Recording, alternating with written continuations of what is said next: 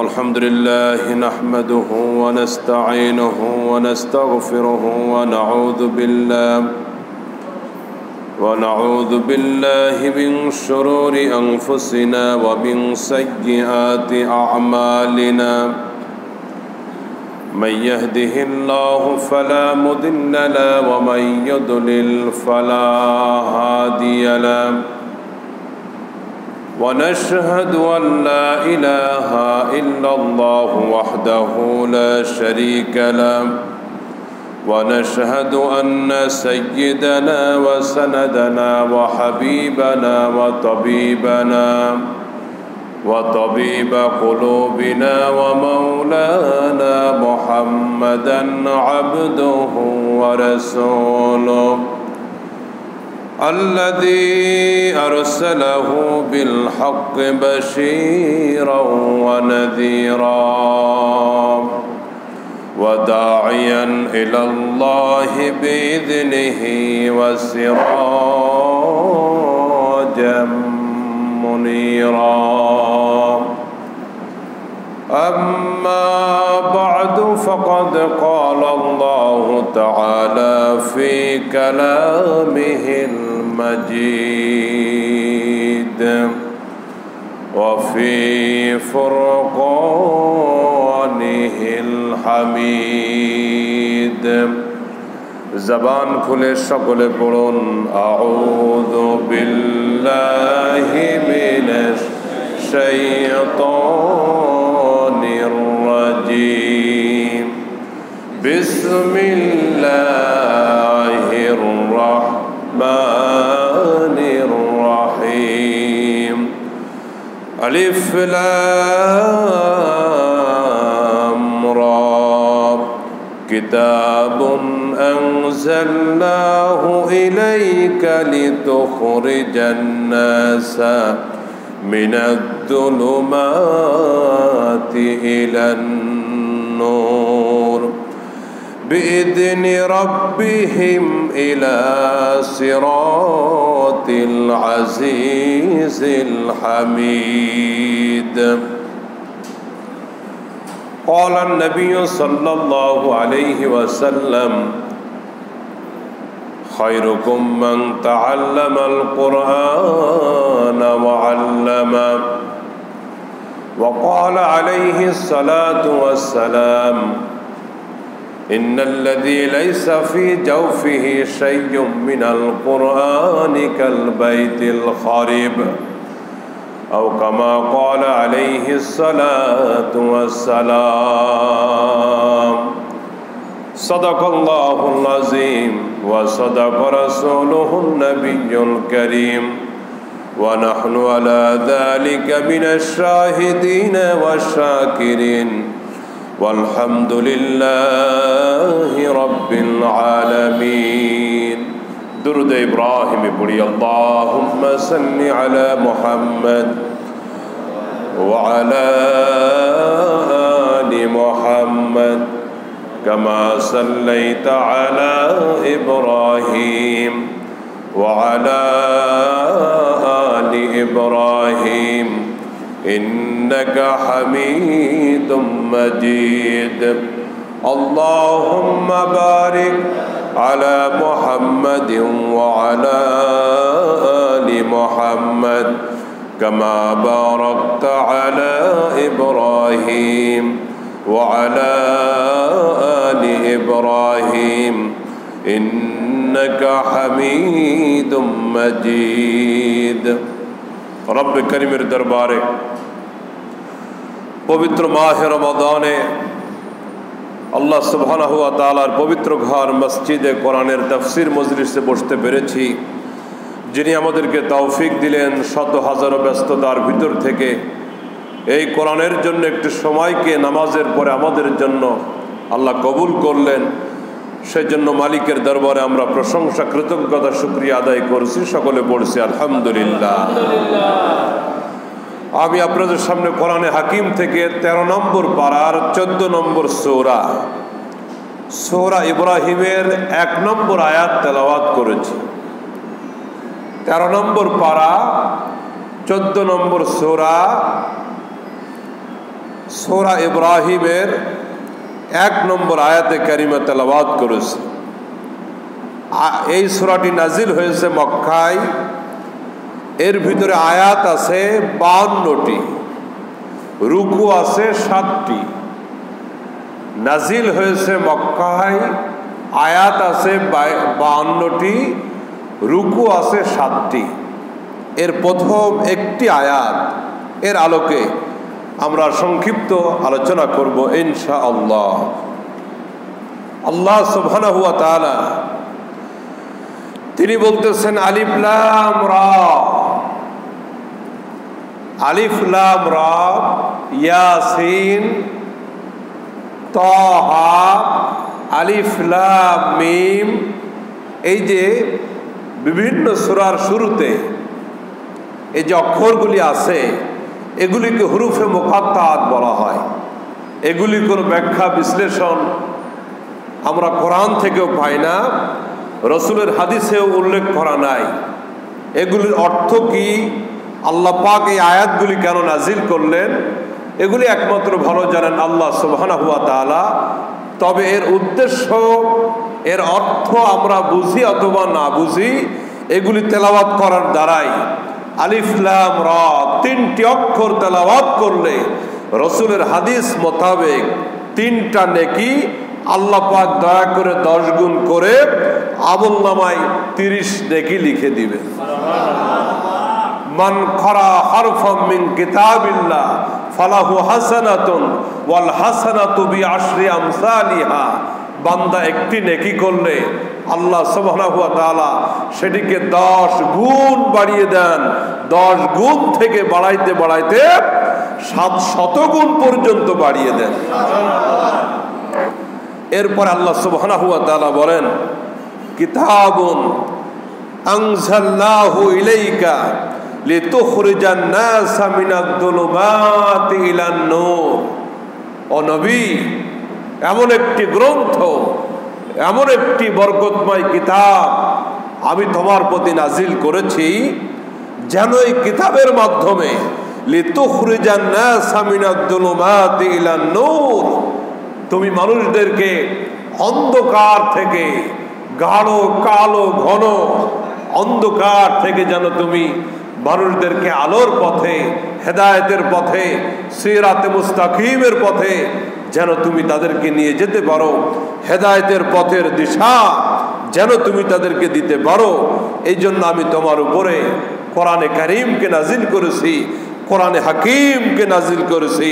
সম্মানিত ভাইরা, এই কালাম হলো পৃথিবীর সবথেকে শ্রেষ্ঠ কালাম।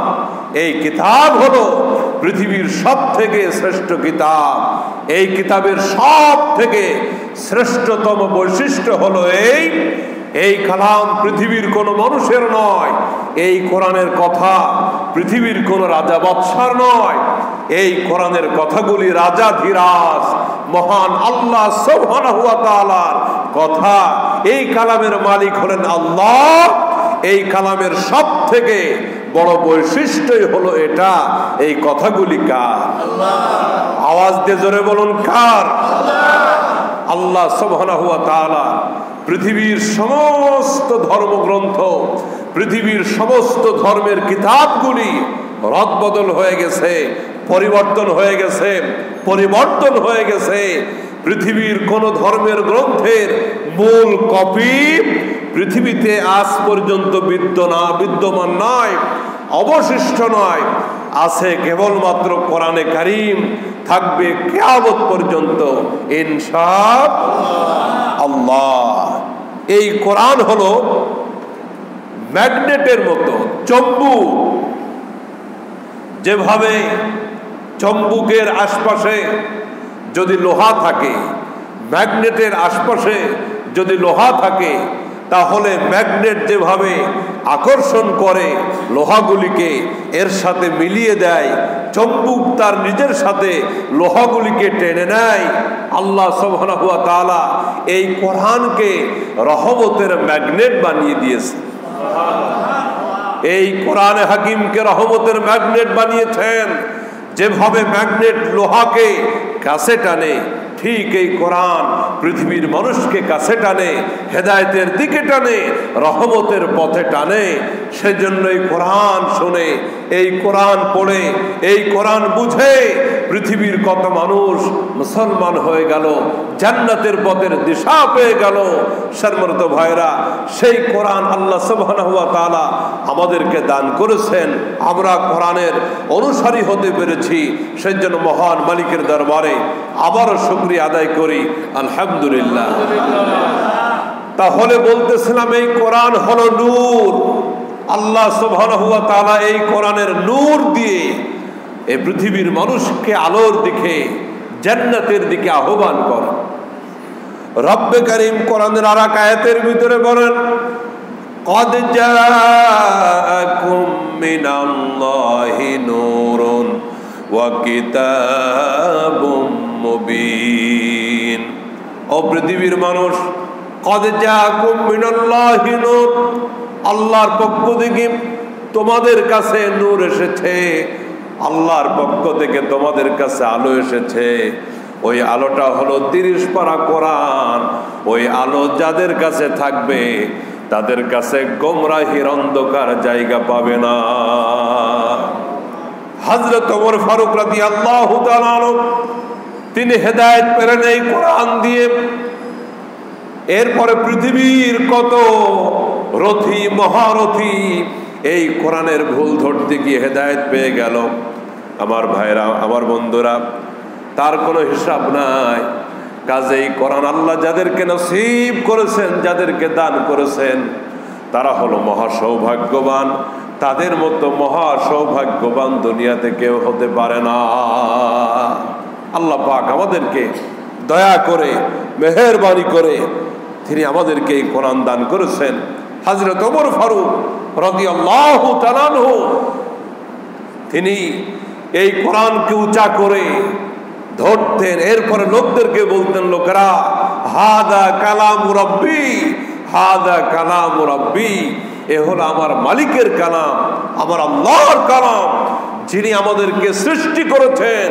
কুল কায়নাতের মালিক আল্লাহ সুবহানাহু ওয়া তাআলার কালাম হলো এই কোরআনে হাকিম। আমার সম্মানিত ভাইরা, এই কোরআন আমাদের কাছে আছে বিধায় আমরা এর মূল্য বুঝতেছি না, আমরা এর কদর বুঝতেছি না। খুতুবাতে জুলফিকার, এই খুতুবাতে জুলফিকারের 10ম খণ্ডে ঘটনা লিখতেছেন আল্লামা জুলফিকার আহমদ নকশবন্দি। তিনি লিখতেছেন 1992 সালে রাশিয়ার তাশকান্ত নামক স্থানে আমরা সফর করতেছিলাম।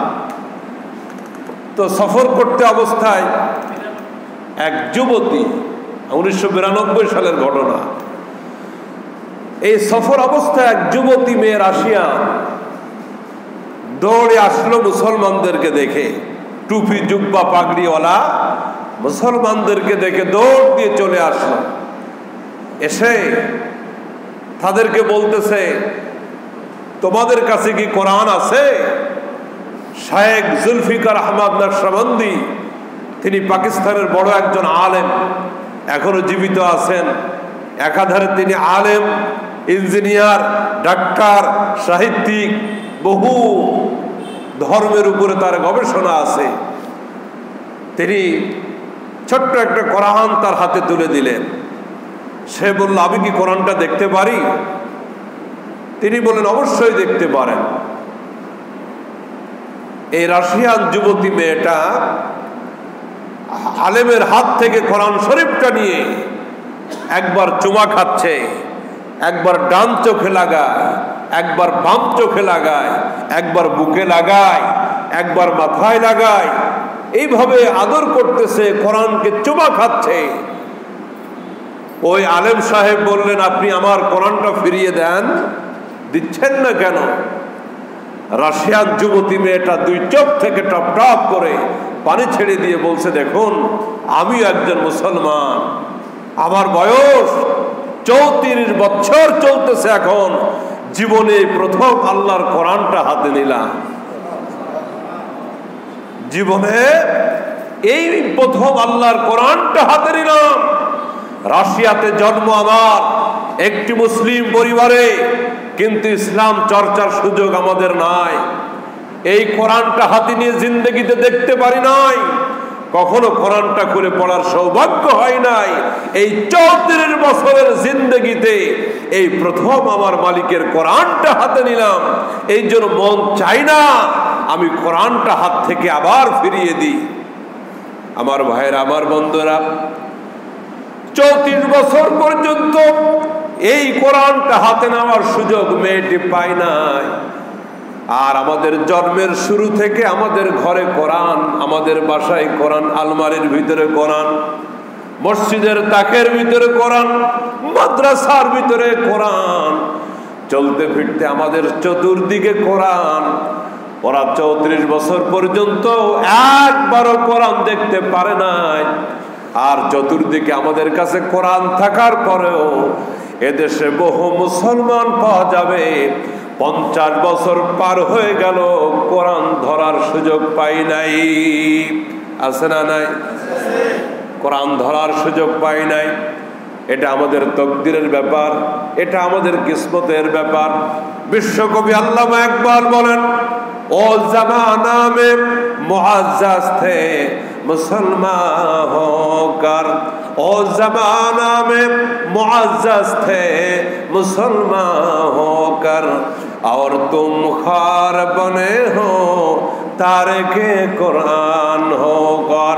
সে যুগের মুসলমানেরা ইসলামকে ভালোবেসে আল্লাহর কোরআনকে অনুসরণ করে মুসলমান পরিচয়ে মাথা উঁচা করে দাঁড়িয়েছিল। আজ তোমরা মুসলমান জাতি কোরআনকে ছেড়ে দিয়েছ। আজকে পাশ্চাত্য, আজ বিধর্মীদের কালচার গুলিকে নিয়ে তোমরা গর্ব করো। এই জন্য মুসলমান জাতি হইয়া দুনিয়াতে আজকে তোমরা লাঞ্ছিত। গতকাল এদেশের একজন বড় বুদ্ধিজীবী মারা গেছে, আপনারা জানেন হয়তো কেউ কেউ। বড় বুদ্ধিজীবী, এই মৃত্যুর একদিন আগেও সে একটা মিটিং করেছে বামদেরকে নিয়ে, রামদেরকে নিয়ে, তার ঘরানার নাস্তিকদেরকে নিয়ে। মিটিং এর বিষয়বস্তু ছিল বাংলাদেশকে এই সমস্ত ধর্মান্ধ মৌলবীদের হাত থেকে কিভাবে রক্ষা করা যায়। এই সমস্ত ধর্মান্ধরা দেশটাকে পিছিয়ে নিয়ে যাচ্ছে। এদেশের টুপিওয়ালা, দাড়িওয়ালা, নামাজি, আলেম ওলামা, আমরা, আপনারা যারা মসজিদের সাথে, ইসলামের সাথে সম্পৃক্ত, আমরা হলাম ধর্মান্ধ। এদের থেকে দেশকে কিভাবে মুক্ত করা যায়, বুদ্ধিজীবী সেই মিটিং করলেন মৃত্যুর আগের দিন।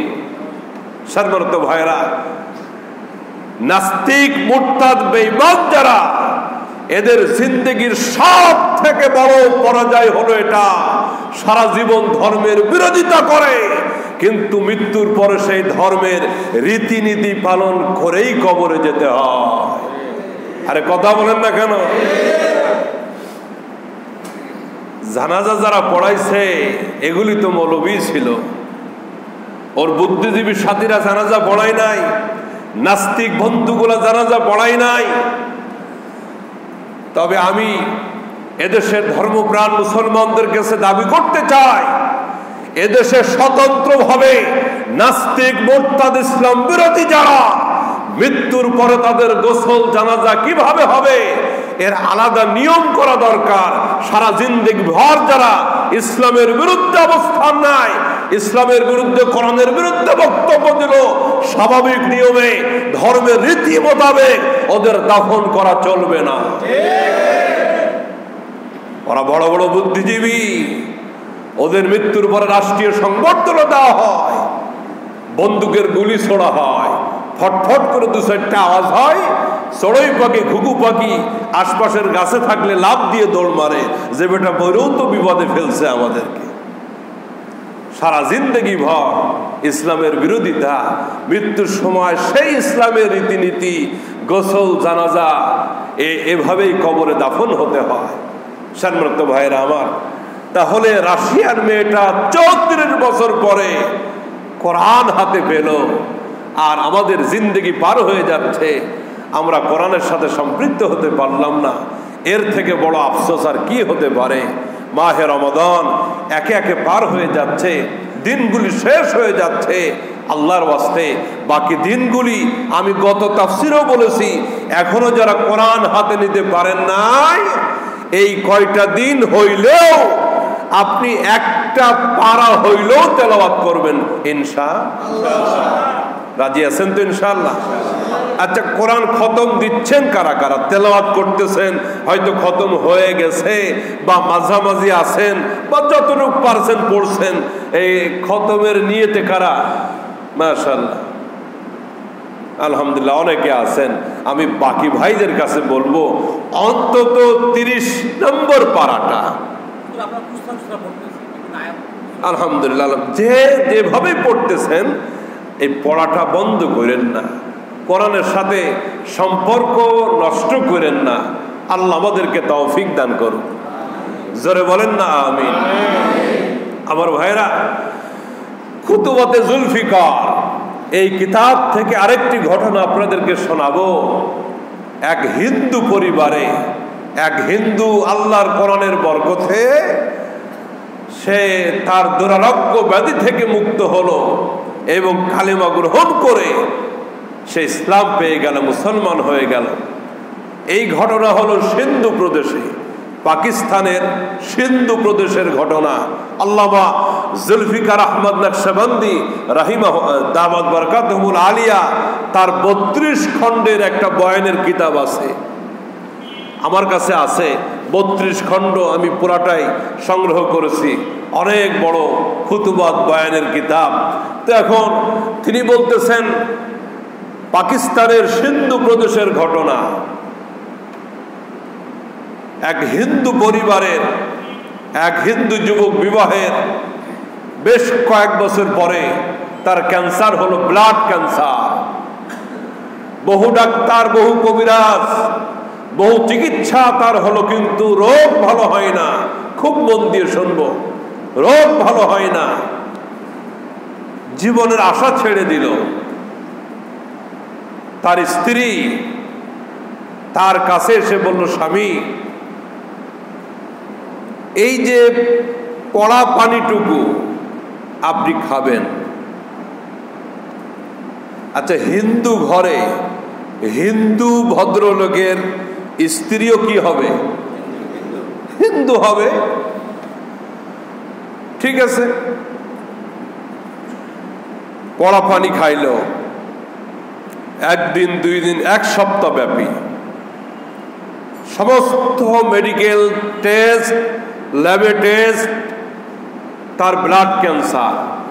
ডাক্তার, বড় বড় চিকিৎসকেরা ফিরিয়ে দিয়েছে, আর মাত্র অল্প কিছুদিন তুমি বাঁচবে। এ পৃথিবীর কোনো চিকিৎসা দিয়ে তোমাকে সুস্থ করা যাবে না। কিছুদিন পরে সে নিজের ভিতরে একটু সুস্থতা অনুভব করতে লাগলো। তার স্ত্রী তাকে বলল, আপনি এখন এই যে 1 সপ্তাহ আপনি একটা পানি খাইলেন, আমি ফু দিয়ে পড়ে দিয়েছি, আপনি একটা ল্যাবে আপনার ক্যান্সারটা, ব্লাড ক্যান্সারটা আবার পরীক্ষা করা। সে পরীক্ষা করাইলো, রিপোর্ট আসলো তার শরীরে কোনো ক্যান্সার নাই। স্ত্রী তাকে বলল, আপনি আরেকটা হাসপাতালের ল্যাবে আপনি পরীক্ষা করেন, আপনি দ্বিতীয় রিপোর্টটা কি আসে ভিন্ন আরেকটা জায়গায়। সে আবার পরীক্ষা করাইলো, রিপোর্ট আসলো তার শরীরে টোটালি ব্লাড ক্যান্সারের কোনো জার্মের অস্তিত্বই নাই। রহস্য কি? ঘটনা কি? স্ত্রীর কাছে জানতে চাইলো। স্ত্রী তাকে বলল, আমি আপনাকে রহস্য ঘটনা বলবো, যদি আপনি আমার একটা কথাকে মানেন, আপনি ওয়াদা করেন যে আমি যা বলবো আমার সেই কথাটা আপনি মানবেন কিনা। যদি আপনি মানেন তাহলে আপনাকে আমি এই ঘটনা বলবো, রহস্য বলবো, কেন আপনি সুস্থ হইলেন। লোকটা ওয়াদা করলো, হ্যাঁ আমি তোমার কথা মানতে রাজি। তুমি বলো এখন আমারে কি খাওয়াইছো আর কেমনে সুস্থ হয়ে গেলাম। বিবি কাছে এসে বলতেছে, আমি আপনাকে বলবো, কিন্তু আপনি আপনার ওয়াদাটা রক্ষা করেন, আপনি কালিমা পড়ে মুসলমান হন। হিন্দু লোকটা আকাশ ভেঙে মাথায় পড়ছে, বলে কি, এত বড় হিন্দু পরিবারের ছেলে আমি, এই মেয়েটা আমার বউ, সে আরেকটা হিন্দু পরিবার থেকে আসছে, আমাকে কালিমা পড়ে মুসলমান হতে বলে, কি আশ্চর্য ব্যাপার। বলো আমি কেন মুসলমান হব? বলে আপনি আগে মুসলমান হন। আচ্ছা তুমি কি মুসলমান? লোকটা স্ত্রীকে প্রশ্ন করছে, তুমি যে আমাকে মুসলমান হতে বলছো, তুমি নিজে কি মুসলমান? স্ত্রী বলছে, হ্যাঁ, আজ থেকে 10 বছর আগে আমি ঈমান কবুল করেছি। কয় বছর আগে? 10 বছর আগে। স্বামী বলছে, আচ্ছা তো আমাকে আগে বলো তুমি ইসলাম কেন কবুল করেছো, তার কারণটা কি, আর তুমি আমাকে কি খাওয়াইছো, কি পানি? স্ত্রী বলছে, আমি সব বলবো, কিন্তু আপনাকে আগে মুসলমান হতে হবে। বাধ্য হয়ে স্ত্রীর কাছে পড়ছে, স্ত্রীর রশিদে বাধা পড়ছে। হিন্দু লোকটা কালিমা পড়ে মুসলমান হয়ে গেল। সুবহানাল্লাহ। স্ত্রী বলতেছে, আমি আপনাকে এতদিন পর্যন্ত যে পানি পড়া পড়ে পড়ে খাওয়াইলাম, এগুলি আল্লাহর কোরআন থেকে সূরা ফাতিহা পড়ে পড়ে পানিতে ফু দিয়ে আপনাকে আমি সেই পানি খাওয়িয়েছি। আমার আল্লাহর কোরআনের সূরার বরকতে আল্লাহ আপনাকে সুস্থ করে দিয়েছে। আল্লাহ রাব্বুল আলামিন বলেন, ওয়া নুনাজ্জিলু মিনাল কুরআনি মা হুয়া শিফাউন ওয়া রাহমাতুন লিল মুমিনিন। পৃথিবীর মানুষ তোমরা শোনো, আমি আল্লাহ কোরআনে হাকিমের ভিতরে তোমাদের জন্য শেফা নাজিল করেছি।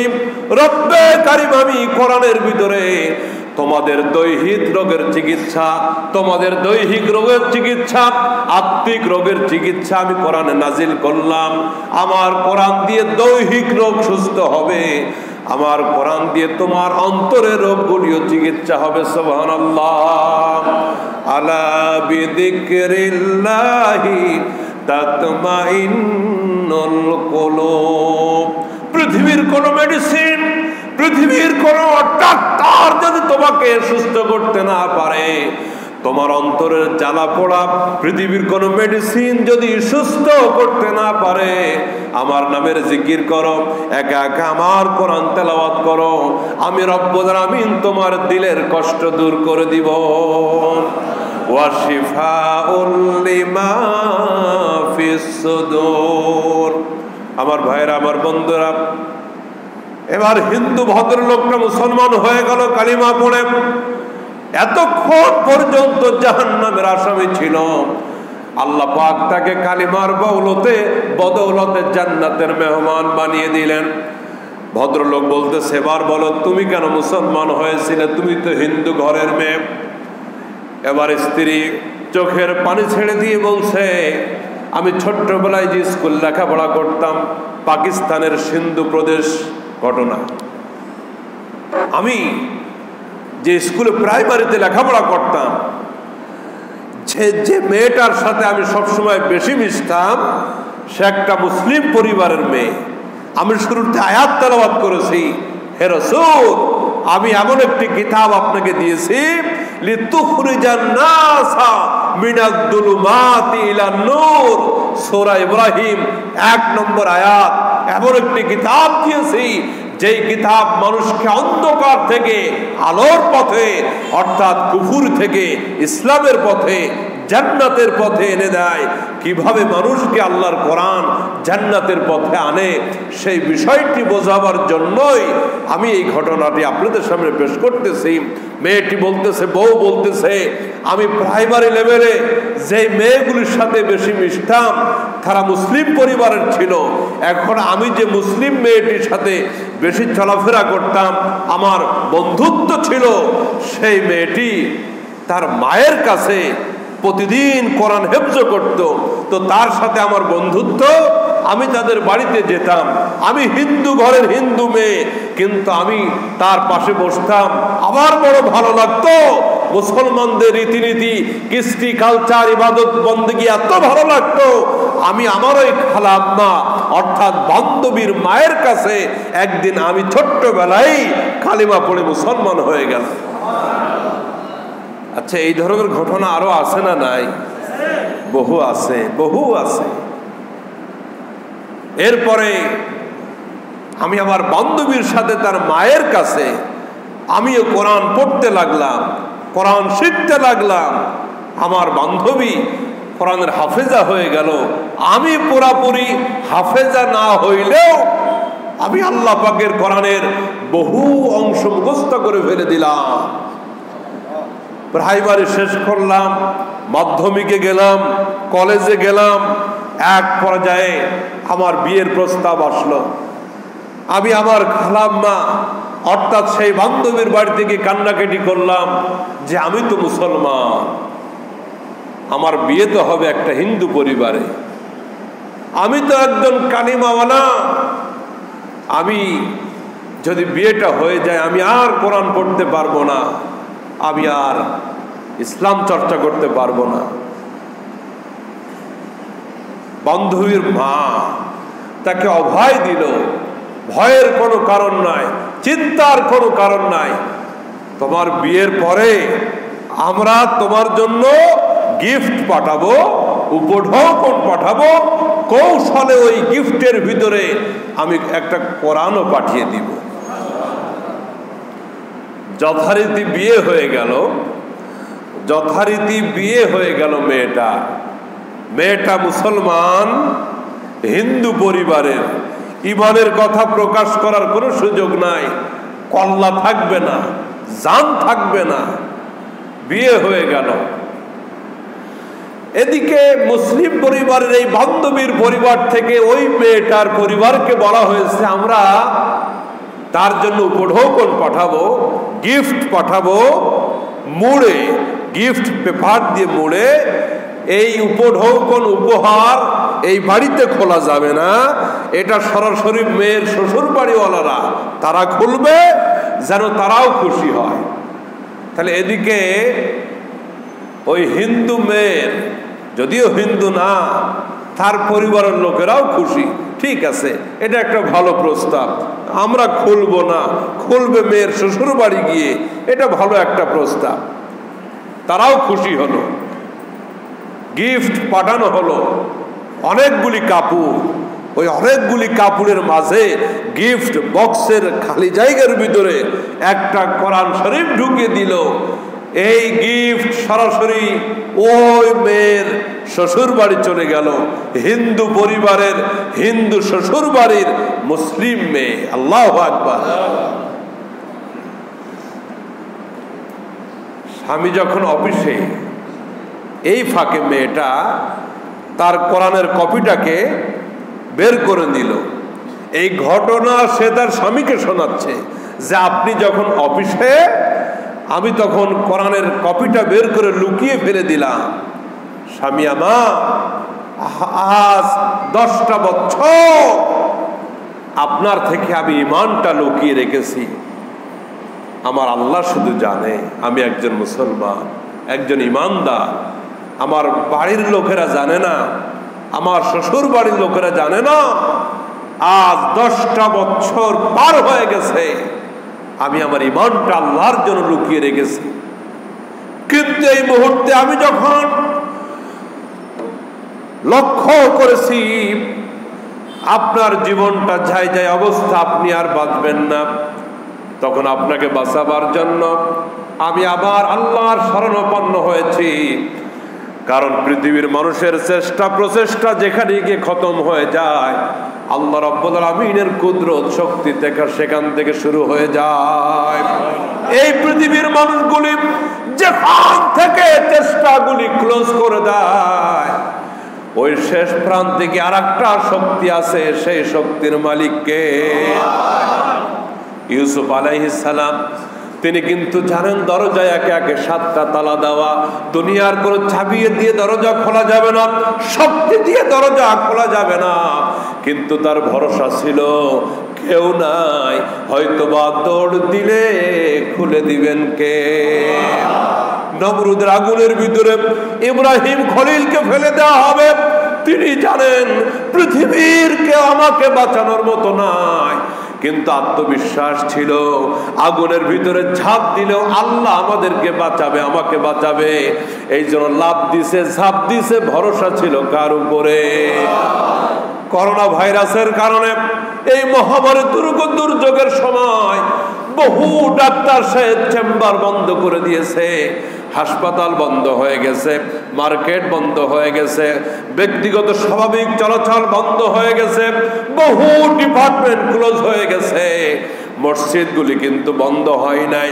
মসজিদের ইমাম সাহেব, মুয়াজ্জিন সাহেব, মসজিদের খাদেম সাহেব আর যারা মুসল্লি আছে, মসজিদ ছাড়া তাদের বাঁচার উপায় নাই, মসজিদে আসাই লাগবে।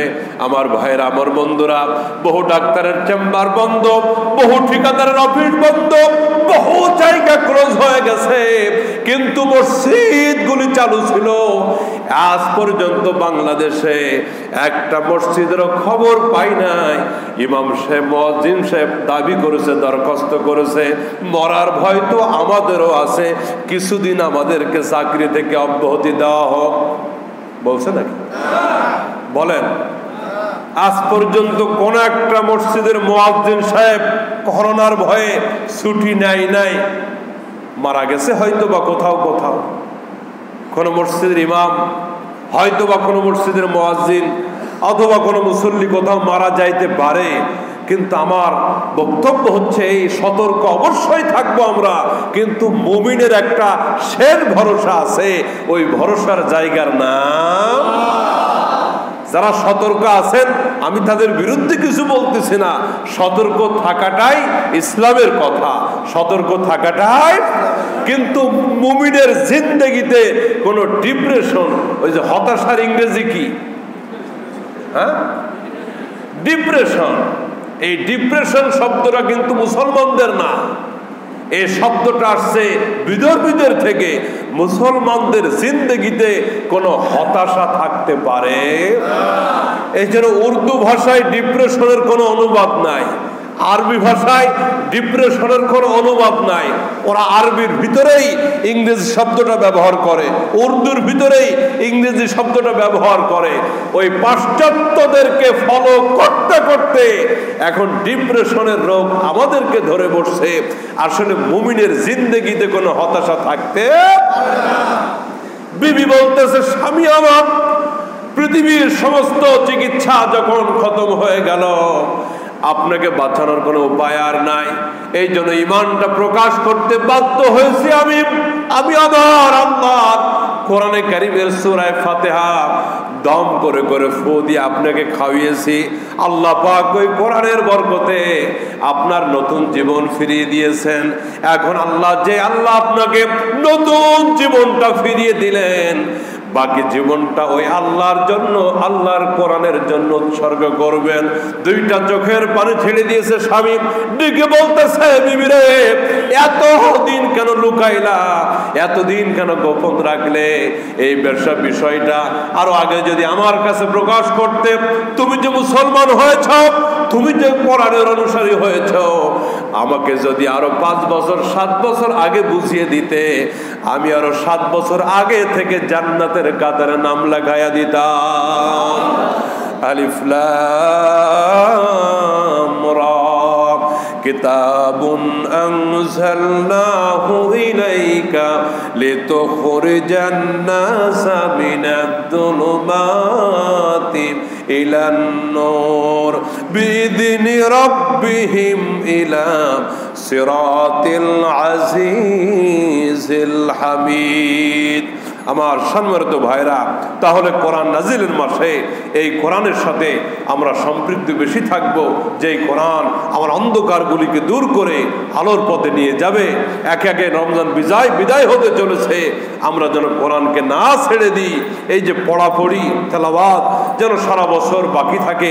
আমাদের সন্তানদেরকে আমরা কোরআন শেখানোর চেষ্টা করি। যাদের সন্তানগুলি প্রতিদিন ব্যস্ত হয়ে যায় স্কুলের জন্য, কিন্ডারগার্টেন, কোচিং এর পড়াশোনার জন্য, হ্যাঁ, তাদেরকে পড়াশোনা অবশ্যই কোরআন এর মাঝখান দিয়ে যেন কোরআনের শিক্ষা থেকে বঞ্চিত না হয়ে যায়।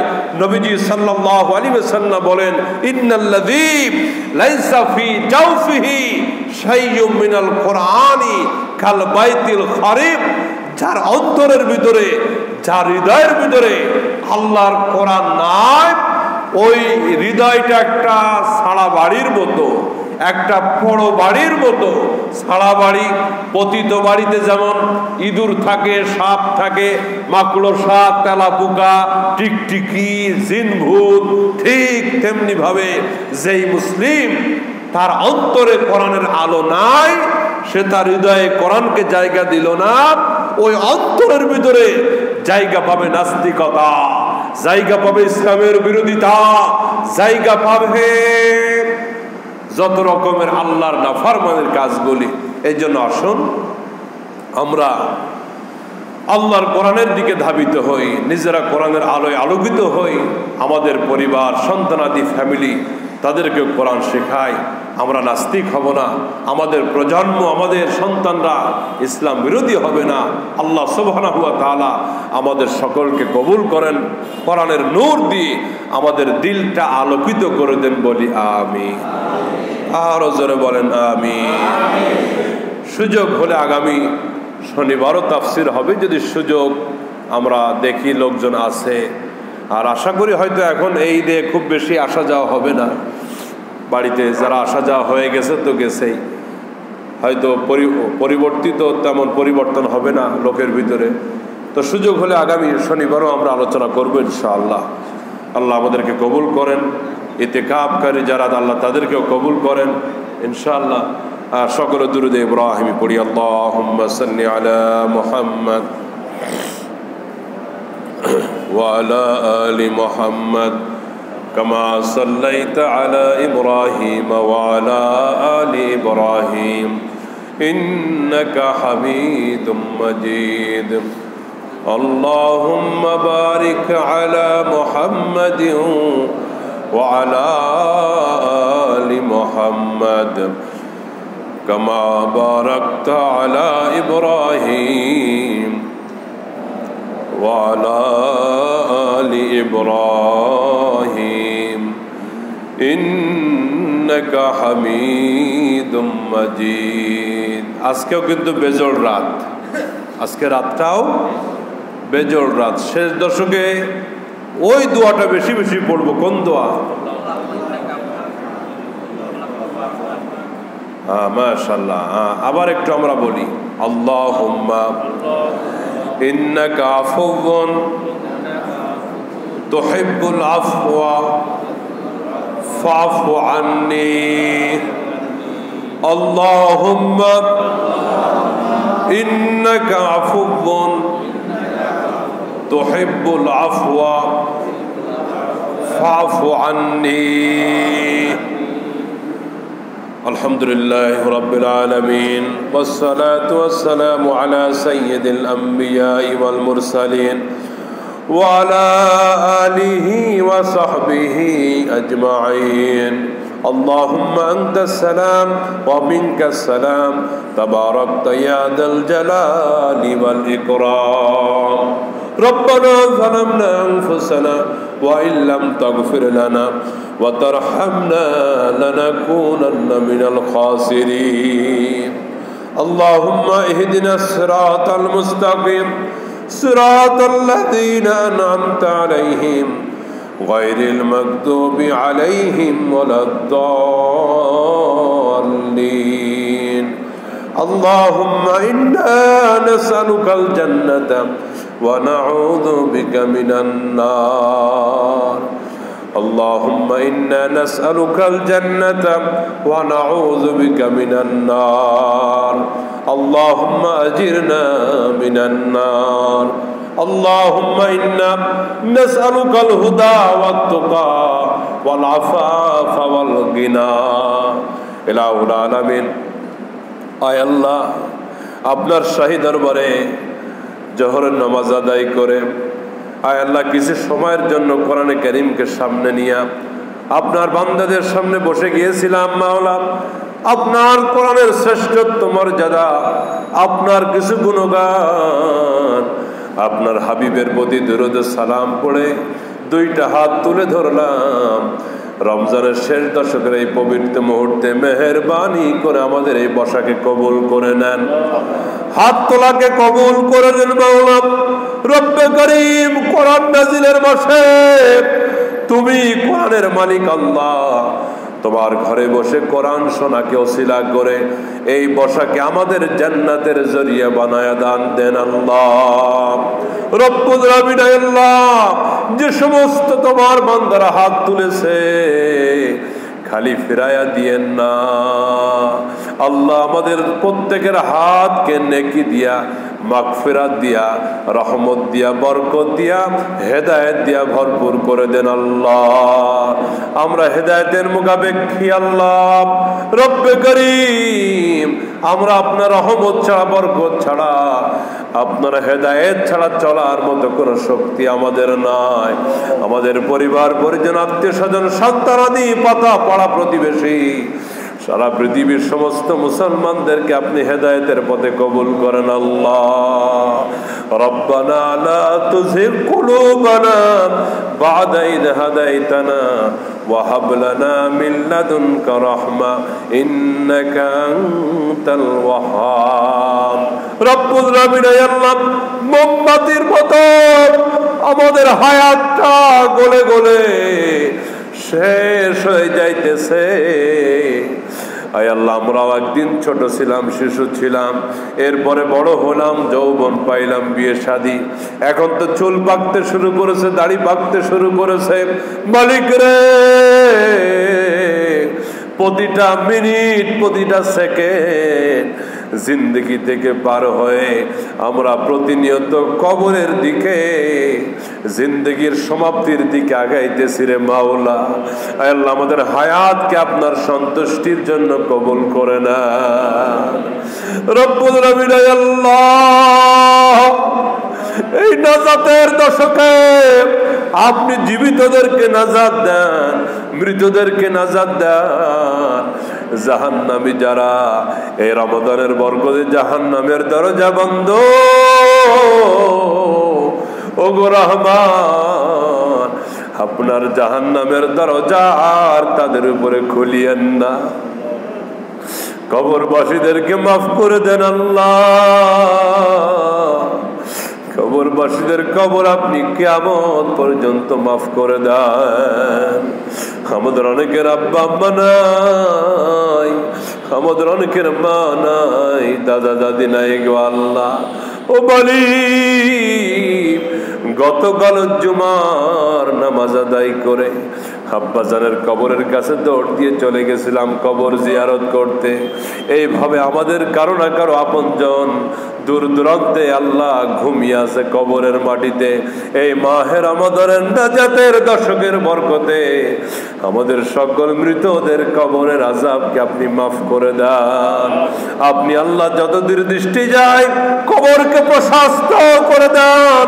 জান্নাতের নাজ নিয়ামত দিয়ে কবরকে ভরে দেন রব্বির হামহুমা কামা রব্বায়ানি সগীরা রব্বির হামহুমা কামা রব্বায়ানি সগীরা আল্লাহ ইতিকাফকারীদেরকে আপনি কবুল করে নেন সারা বিশ্বের সমস্ত মসজিদে যারা ইতিকাফ করতেছে বাসাবাড়িতে মা বোনের আল্লাহ আপনি প্রত্যেকের ইতিকাফকে কবুল ও মঞ্জুর করে নেন আপনি আমাদেরকে কবুল ও মঞ্জুর করে নেন একটু মহব্বতে ডাক দেন আল্লাহ আল্লাহ আল্লাহ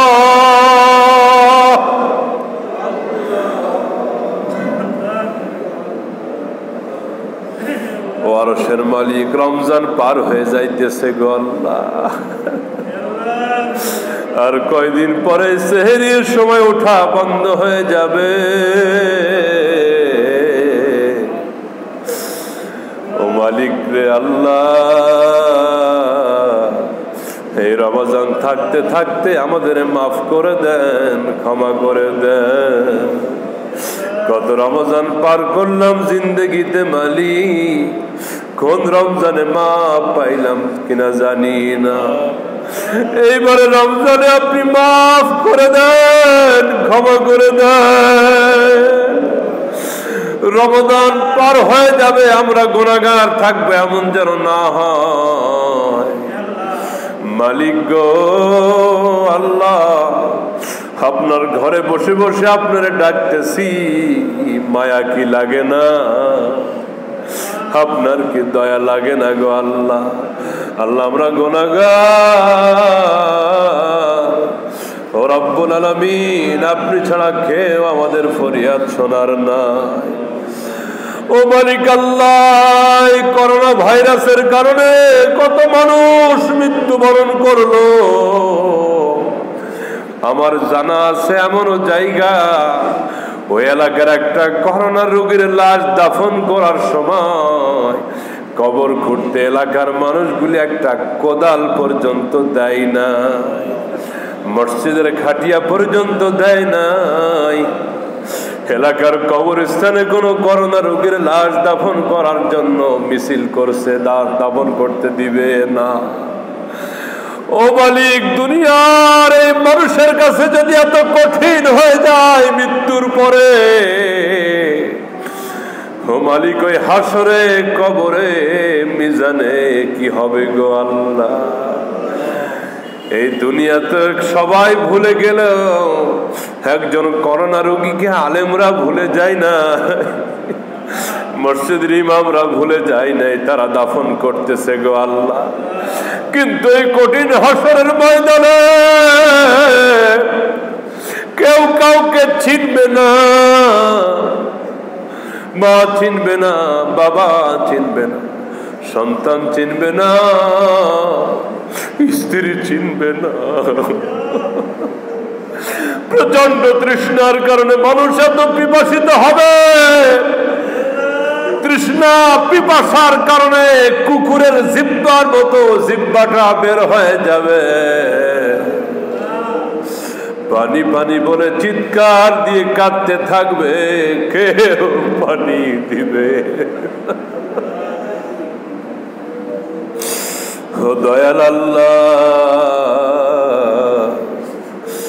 ওই পুলসিরাতের কিনারে গিয়ে মানুষগুলি, নাফরমানগুলি কেটে টুকরা টুকরা হয়ে জাহান্নামের ভিতরে পড়ে যাবে গো আল্লাহ। জাহান্নাম থেকে ভয়ঙ্কর শিকলি এসে মাজায় প্যাঁচ দিয়া, কোমরে প্যাঁচ দিয়া, একটা টান দিয়া আগুনের ভিতরে ফেলে দিবে। আপনি যদি ক্ষমা না করে দেন, মাফ না করে দেন, গুনার বোঝা মাথায় নিয়ে কবরে যদি যাওয়া লাগে, আপনার হাবিব বলেছেন নাফরমানের কবরে 99টা সাপ ঢুকিয়ে দেওয়া হবে।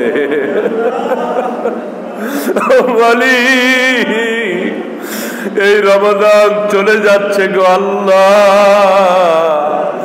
আমরা রমাদানের দোহাই দিয়া বলতেছি, আমাদের মাফ করিয়া দেন গো আল্লাহ, আমাদেরকে ক্ষমা করে দেন গো আল্লাহ। আল্লাহুম্মা আরহামনা, আল্লাহুম্মা আরযুকনা, আল্লাহুম্মা গফির লানা।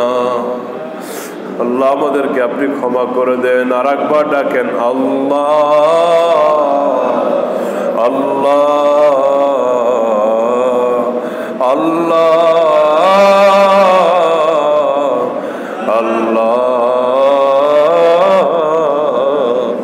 আল্লাহ।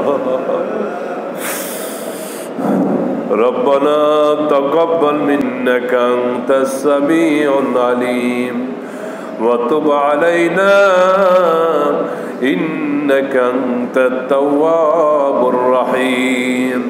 আয় আল্লাহ করোনার মহামারী ভাইরাস থেকে আমাদেরকে হেফাজত করেন আল্লাহ। দুনিয়াবাসীর উপর থেকে এই বালাকে আপনি উঠায় নেন আল্লাহ। আল্লাহুম্মা ইন্নী আউযু বিকা মিনাল বারাসি ওয়াল জুনুনি ওয়াল জুযাম ওয়া মিন সাইয়্যিল আসকাম। সুবহান রাব্বিকা রাব্বিল ইজ্জাতি আম্মা ইয়াসিফুন ওয়া সালামুন আলাল মুরসালিন والحمد لله رب العالمين. السلام عليكم.